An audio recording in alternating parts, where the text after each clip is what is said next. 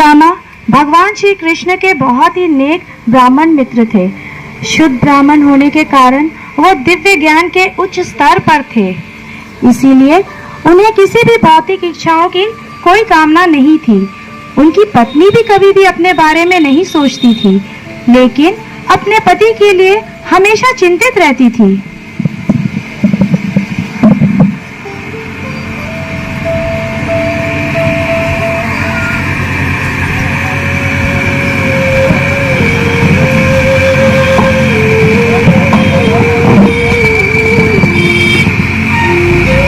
मैं जानती हूँ स्वामी, आप भगवान के व्यक्तिगत मित्र हैं और उनके भक्त भी हैं।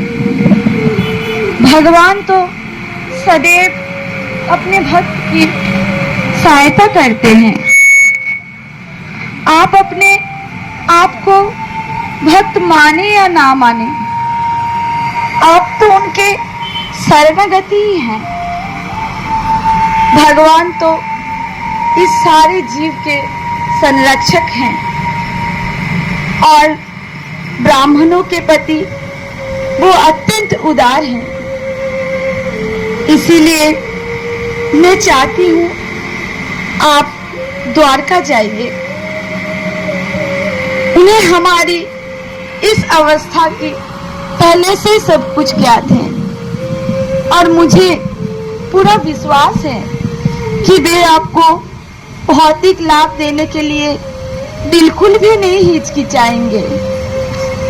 मुझे उनसे कोई भौतिक लाभ नहीं चाहिए।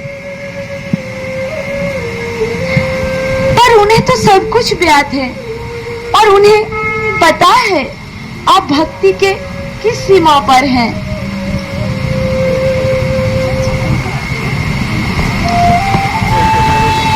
लेकिन कृष्ण को तो सिर्फ शुद्ध भक्त ही पसंद है।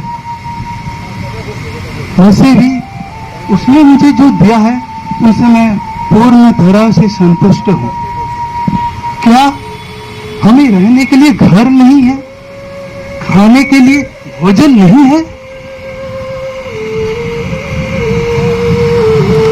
है, पर वो पर्याप्त मात्रा में नहीं है। आप अपने आप को देखिए, इस अवस्था के कारण कितने दुर्बल होते जा रहे हैं। आप सही तरीके से खड़े भी नहीं हो पाते हैं। मैं ये शरीर नहीं हूँ। भगवान तो सारी सृष्टि के कर्ता है और वो भी नहीं चाहते हैं कि किसी को कोई ऐसे खराब अवस्था में रहे। इसीलिए मैं आपके पास हाथ जोड़कर भीख मांगती हूँ स्वामी। मैं आपके पास भीख मांगती हूँ, आप द्वारका जाइए, आप भगवान के पास जाइए और उनके पास आप जा सकते। वो आपके प्रिय मित्र हैं। नहीं सह सकती मैं आपकी इस दुर्दशा को। मैं भीख मांगती हूँ, आपके पास भीख मांगती हूँ।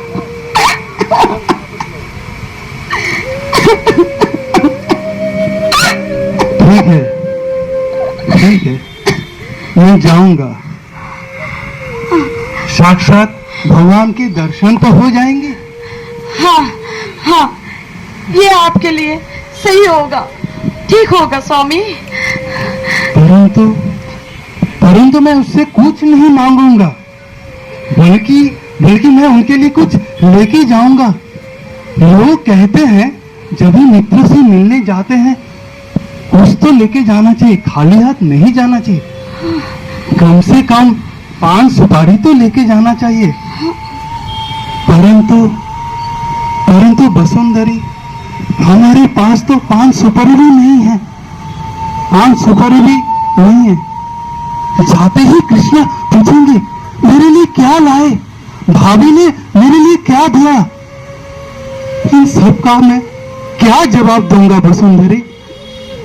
हाँ, ये तो आप सही बोले हैं। हमारे पास तो कुछ भी नहीं है देने के लिए।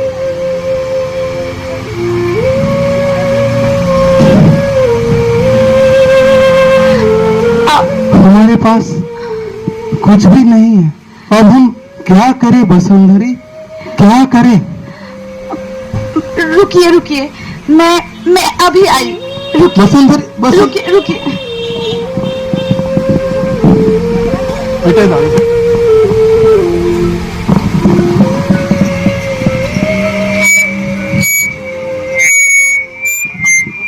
देखिए मुझे क्या मिला है, पोहा।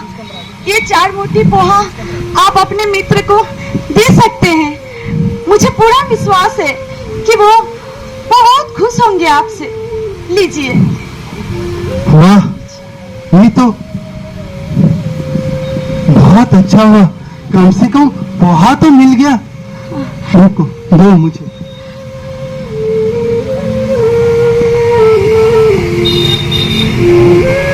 लीजिए लीजिए,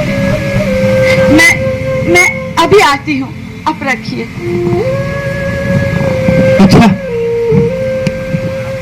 अब मैं जाता हूँ।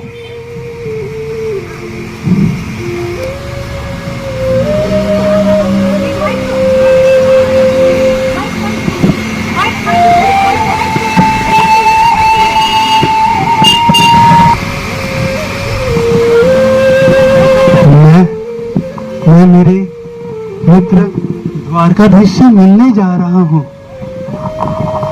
भगवान मेरे परिवार को आप सही सलामत रखना। आप बिल्कुल चिंता मत कीजिए। आप अच्छे से जाइए और अपने मित्र का दर्शन कीजिए और आप अपना ख्याल रखिएगा। जय श्री कृष्ण। जय श्री कृष्ण। जय श्री कृष्ण। जय श्री कृष्ण। जय श्री कृष्ण।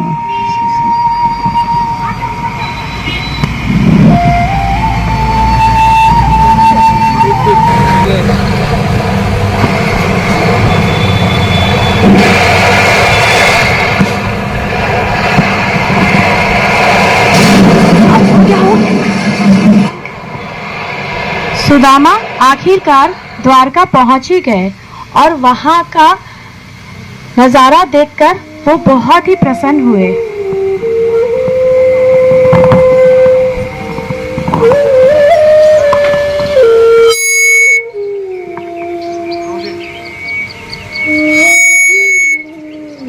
वाह, कितनी सुंदर है। हाँ, यही तो द्वारका नगरी है।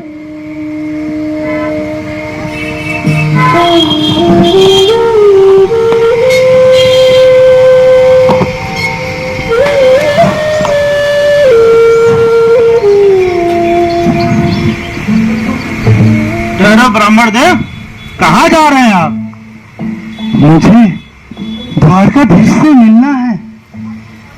क्या आपके साथ कोई अन्याय हुआ है जो आप द्वारका पास न्याय मांगने जा रहे हैं? नहीं, मेरे साथ कोई अन्याय नहीं हुआ है। ओह, इसका मतलब आपके साथ कोई अत्याचार हुआ है? नहीं, मेरे साथ कोई अत्याचार नहीं हुआ है। तो क्या फिर दान दक्षिणा के लिए जा रहे हैं? नहीं नहीं, मुझे कोई दान दक्षिणा नहीं चाहिए। तो फिर क्या चाहिए आपको? मुझे मेरे प्रिय मित्र द्वारकाधीश से मिलना है। मित्र? ये तो असंभव है। द्वारकाधीश आपके मित्र कैसे हो सकते हैं? हाँ हाँ, वो मेरे मित्र है और मैं उनका मित्र सुदामा हूँ। अच्छा, तो ठीक है, कुछ देर रुकिए, मैं उनसे पूछ के आता हूँ।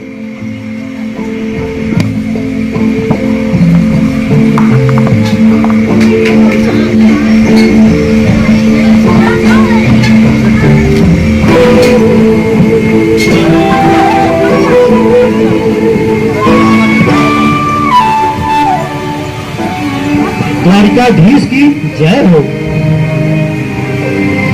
कहो द्वारपाल, क्या संदेशा लाए हो?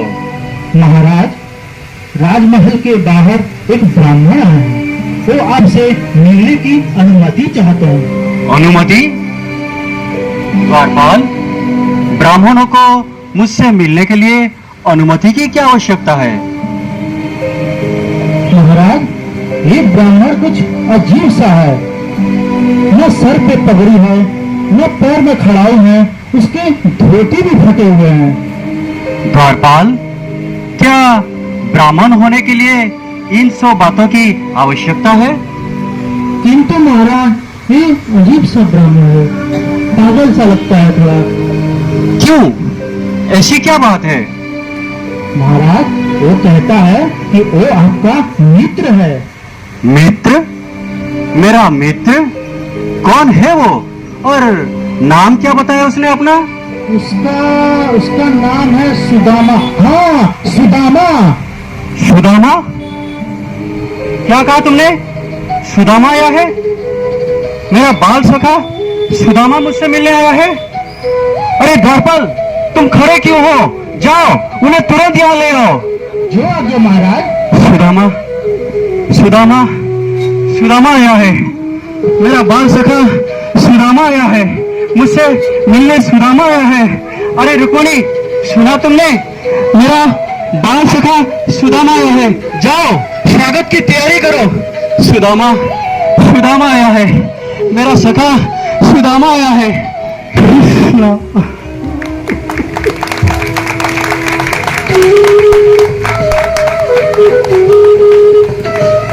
कैसे हो मेरे मित्र? कैसे हो? दो, ये मुझे दो। नहीं नहीं कृष्ण, दो ही दो।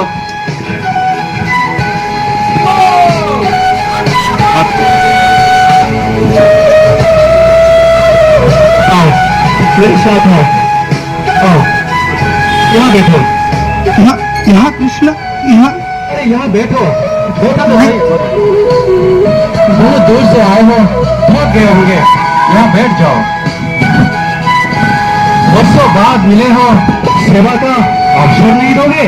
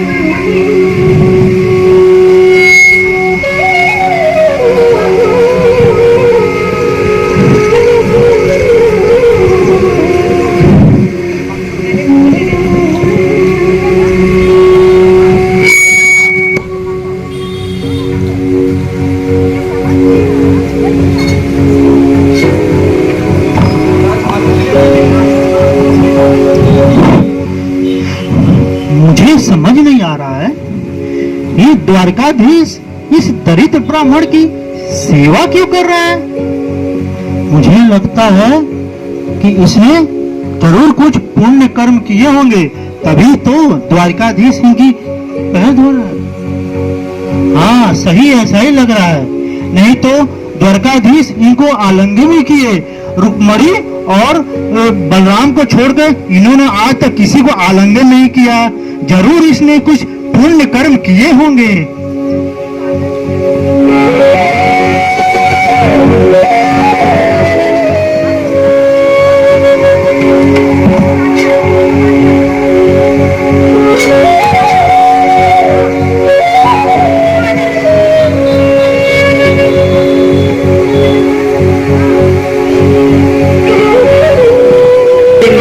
तुम्हें निश्चय ही याद होंगे, हम दोनों गुरुकुल में साथ में रहते थे। आहा, क्या दिन थे वो।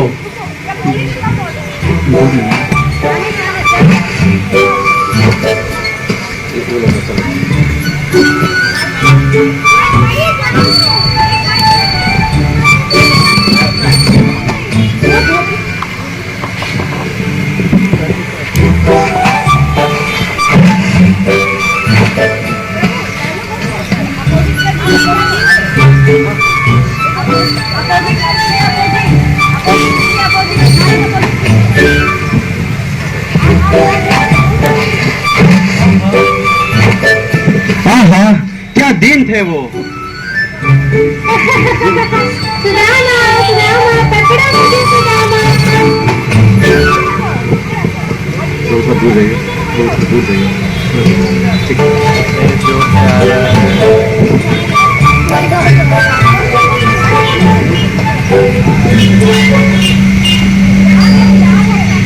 याद है सुदामा, एक दिन गुरु पत्नी के आदेश पर हम दोनों सूखी लकड़ियां इकट्ठा करने के लिए जंगल गए थे और सूखी लकड़ियां इकट्ठा करते करते हम दोनों घने जंगल में चले गए थे और एकाएक में हम दोनों रास्ता भूल गए थे। सुदामा, सुदामा, कहाँ हो तुम सुदामा? लगता है हम रास्ता भटक गए हैं। कृष्ण, कृष्ण, तुम कहाँ हो? मैं यहाँ हूँ। कृष्ण, सुदामा, कृष्ण, सुदामा। सुदामा, हम रास्ता भटक गए हैं। अच्छा, अब क्या करें? चलो वहाँ देखते हैं।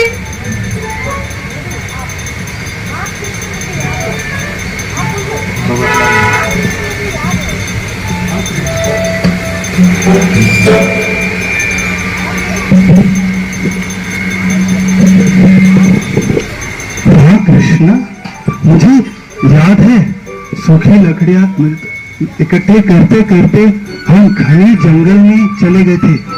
बहुत ही अंधेरा हो गया था, आसमान में काले बादल छा गए थे और तूफान भी आ गया था।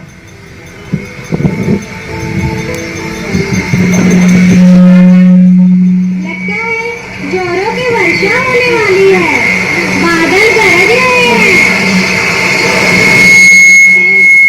तेज हवा भी चल रही है।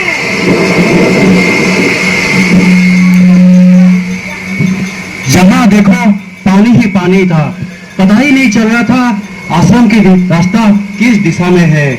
वो भारी बारिश याद है ना तुम्हें सुदामा? हाँ कृष्ण, मुझे याद है। वो तूफान नहीं था, एक आपातकालीन था। शीत की वर्षा, जोर का तूफान। हम बहुत ही कठिन विपत्ति में फंस गए थे। पता ही नहीं चल रहा था किस तरफ हम लोग जाए और हम दोनों एक दूसरे का हाथ पकड़कर बाहर जाने का मार्ग ढूंढे। कृष्ण, पानी बढ़ रहा है, अब क्या करें? चलो उस पेड़ पर चढ़ते हैं। हाँ हाँ चलो। सुदामा, क्या कर रहे हो? मुझे भूख लगी थी, मैं चने खा रहा हूँ। पहले ऊपर तो आओ, पानी बढ़ रहा है। हाँ हाँ आया। लकड़ियों को संभालो, लकड़ियों को संभालो। गुरु माता ने हमें सूखी लकड़ियां लाने को कहा था और तुम अकेले भी चने खा रहे हो। कृष्ण, चने ही तो थे, भूख लगी थी। तुम मुझे भूल गए सुदामा, पर मैं तुम्हें नहीं भूलूंगा, कभी नहीं भूलूंगा।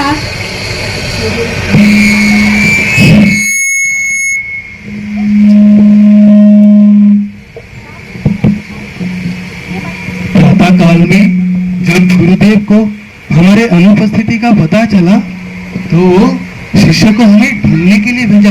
वो स्वयं भी आ गए। जंगल में आने के बाद जब हमारी दुखद अवस्था उन्होंने देखा, गुरुदेव बड़े सहानुभूति से हमें कहा,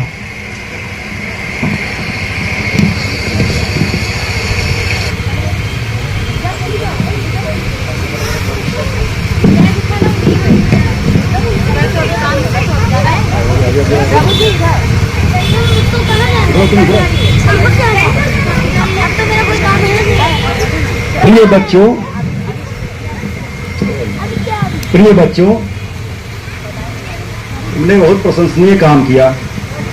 हर एक व्यक्ति अपने शरीर के बारे में सोचता है, पर तुम दोनों इतने प्रामाणिक शिष्य हो कि अपने शरीर की सुविधाओं को ध्यान में न रखकर मेरे लिए इतना कठिन कार्य किया। मैं अत्यंत प्रसन्न हूँ। प्रामाणिक शिष्य का एक गुरु के प्रति ऋण से मुक्त होने का ये एक विधि है।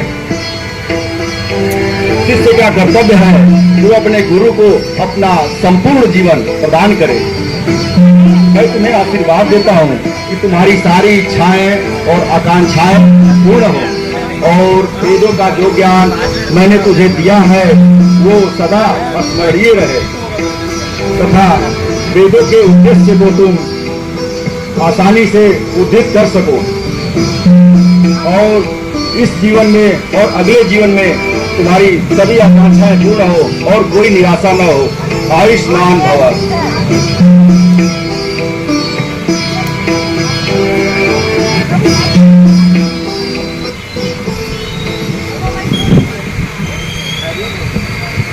कृष्ण के विचारों में डूबे हुए थे, पूरी तरह से दिव्य आनंद में डूब गए थे। उनकी भगवान श्री कृष्ण से भेंट हुई ये सोचकर बहुत ही आनंदित थे।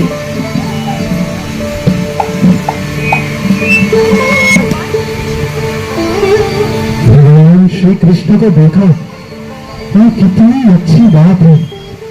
वो तो आंखों से अमृत पीने जैसे है। भगवान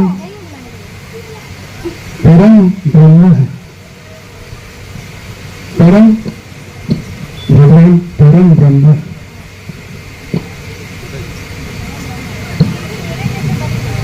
फिर भी मेरे जैसे दरिद्र ब्राह्मण को आलिंगन करके अपने सीने से लगाया। मुझे थका हुआ देखकर रुक्मिणी देवी ने मेरे कितनी सेवा की। भगवान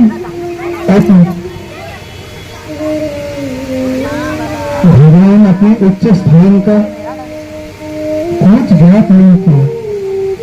परम भगवान होकर भी उसने मेरे कितनी सेवा की। मुझे लगता है कि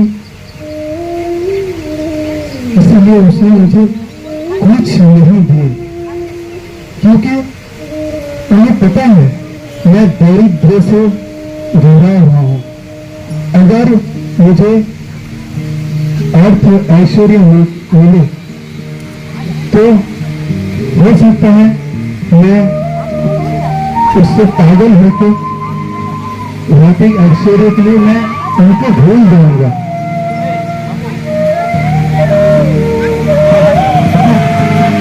ऐसे सोचते सोचते सुदामा आखिरकार घर पहुंच गए।